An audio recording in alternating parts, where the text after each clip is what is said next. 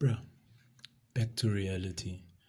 So, thinking about what I was talking about a few TikToks ago about bringing like medical funds and things to South Africa or to the world in a way that would sell like, cheaper retail products to retail workers that would help them medically, help them financially. The thing about it is that if you're following a trail and you're going down a road and you begin to pick up your pace, things like the World Bank start to notice, things like, other organizations around the world start to notice. And then obviously if your idea gets picked off and then they're like, okay, we'll try to enforce this around the whole world, what happens is they'll say, okay, what financial like infrastructure do you, you know, g- give off to or do you work for? And then if not, what would happen is they'd fish pick you or they'd find you a position in a company that's of financial reference so that they can begin to find balance.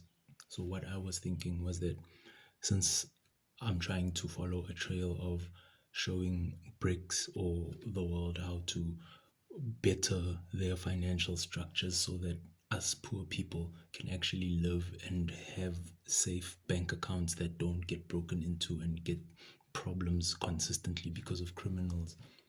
But anyways, if you had to look at that and you had to be outsourced by something like the World Bank, and you look at how medical aid schemes work, how all of these things work, the fact about it is that now you begin to go into history because obviously if someone is asking you what would you want to do in order for you to get started on this, my very very first option would be Absa Bank.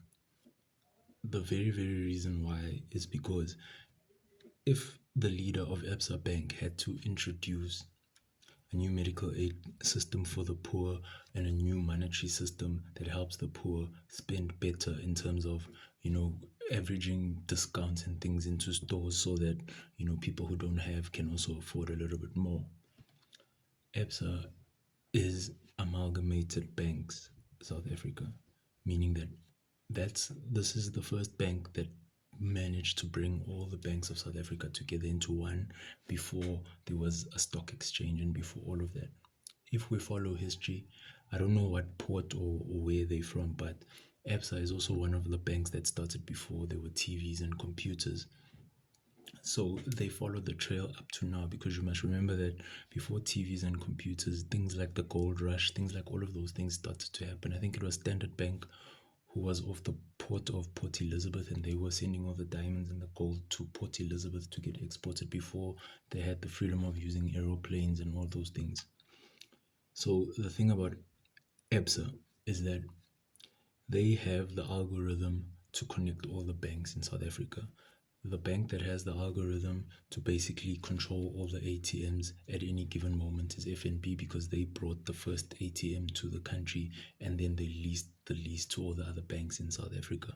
Every bank in South Africa that's apartheid old has a story behind it that comes from helping basically people outside of Africa get things in South Africa sent to them, like gold, diamonds, things that we make, and all of those things.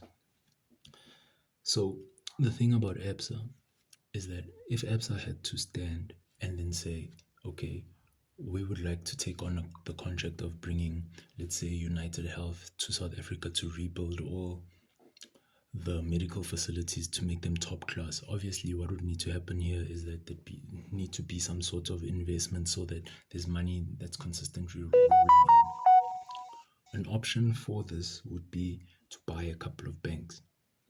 The reason for this is because if you look at history and how banks are built, if you buy purpose built banks to build a group that helps South Africa, what begins to happen is its foundation is strong and it's sturdy. You understand what I mean? Even if like another country or the continent had to crash, we'd still have enough funds to continue with what we're doing, even if there's a problem with international companies funding us because we are purpose built. You understand what I mean? So the thing about this, if you're looking at a group and you're looking at how companies are built into groups, you're looking at a conglomerate of companies that come together to do one thing. It's like if you look at Berkshire Hathaway, he may not admit it, but anybody can see that Warren Buffett was basically just looking at the fact that, all my cupboards are full, my wardrobe is full, my bank account is full, I have a car, I have petrol, I have all of that. That's like how I look at Berkshire Hathaway. He just looked at those things, because even if you had to look at it now, the main focus of Berkshire Hathaway, or what they put in front in media, is their homing solutions, which shows and proves that they basically, what their main marketing scheme is, the fact that they could get you a house, furnish it, and they could finance it, basically, if you look at it in a retrospect. So looking at a bank that's going to be purpose built to help people, from Africa, in South Africa, get financially stable to send money back home, or maybe even get financially stable enough to build a business back home and move some of their people back home to start things. You look at something like investing into maybe majority share stake of Rand Merchant Bank. The reason for this is because they have FNB. If you have FNB on your side, no matter what, every ATM in Africa is leased to FNB. If I'm not mistaken, I don't quite know the contractual agreement behind it, but I do know that FNB is like the whole of like an antivirus type thing if a bank has a problem with like congestion or whatever. And then Discovery.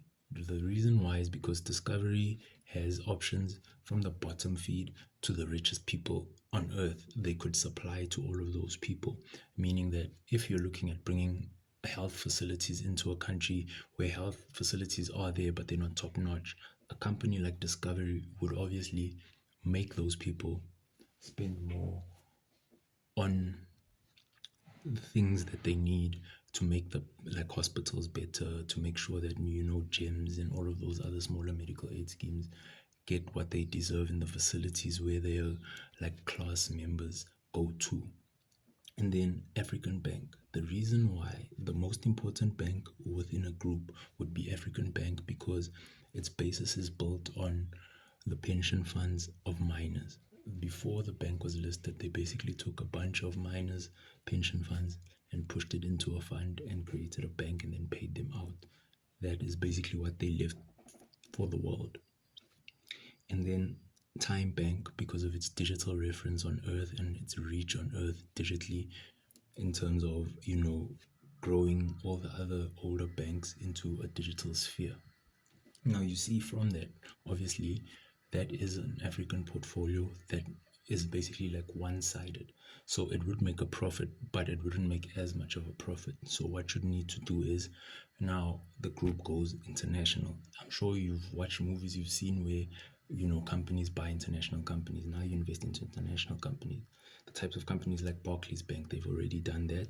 And then that's England. Keys Bank and Berkshire Hathaway. The reason why Keys Bank is because Keys Bank's reach in terms of its safety in America is it's quite strong. It's like one of those, type of butch banks where, it's not a lot of clientele that follow it, but the type of people that follow it always make sure and ensure that their bank is safe. You understand what I mean? And then Berkshire Hathaway, I'd also buy stock into that for United Health's fund system so that they could get the process rolling. Because I mean, like, if you look at 3 to 4% of Berkshire Hathaway, that's at least $5 billion a year annually coming into a medical fund that will rebuild hospitals and all of those things. If you had to look at how a group gets built and a purpose-built bank, I believe that if South Africa wants to move forward, they have to look at planting the seed internationally in this manner so that they could sustain themselves while fixing themselves up.